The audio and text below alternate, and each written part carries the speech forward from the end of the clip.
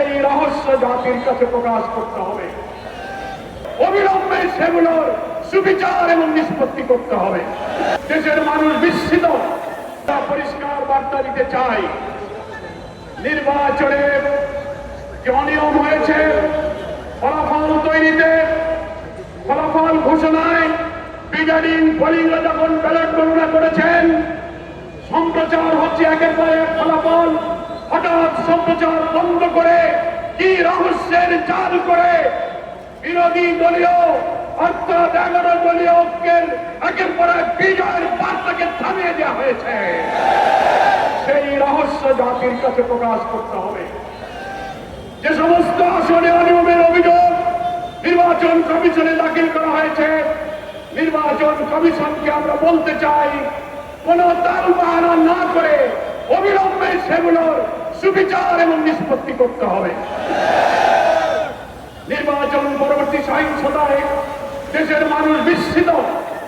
আপনারা এইভাবে ম্যানিপুলেশন করে বিজয়ী হয়েও আপনারা জাতির পরে হামলে পড়েছেন, খুন সন্ত্রাস, বাড়িঘরে অগ্নিসংযোগ, নির্দয়ভাবে পিটাচ্ছেন, মামলাদের ধর্ষণ করছেন। সেই দৃশ্য আমাদেরকে আবার ফাঁসিবাদের চিত্র মনে করিয়ে দিচ্ছে। এ ব্যাপারে আপনাদেরকে সংযত হতে হবে। আপনাদেরকে আবার বলতে চাই, জুলাই সনদের সকল ফাঁসিবাদ বিরোধী রাজনৈতিক দলগুলো যে আমরা স্বাক্ষর করেছিলাম, সেই সনদের সমস্ত বিষয় যা গণভোটে আনা হয়েছে, বিপুল ভোটে হার জয়যুক্ত হয়েছে। দুঃখের বিষয়, বাংলাদেশের অনেক ভোট কেন্দ্রে আমরা লক্ষ্য করেছি ধানের শীষের ভোট আর গণভোটে না ভোট সমান সংখ্যক এসেছে। 500 ধানের শীষ 500 না, 1200 ধানের শীষ 1200 না।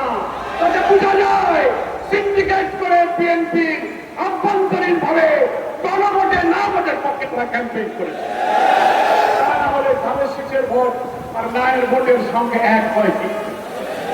এখন নির্বাচনের পরে টকশোতে অনেক বুদ্ধিজীবী, তথাকথিত পেইড সাংবাদিক নামের কিছু বুদ্ধিজীবীরা সরকারের দালালি করে প্রশ্ন তুলছেন, জুলাই সনদের যা যা স্বাক্ষরিত, যা যা ঐক্যমত, সেইগুলো সবকিছু সরকার মানতে বাধ্য নয়।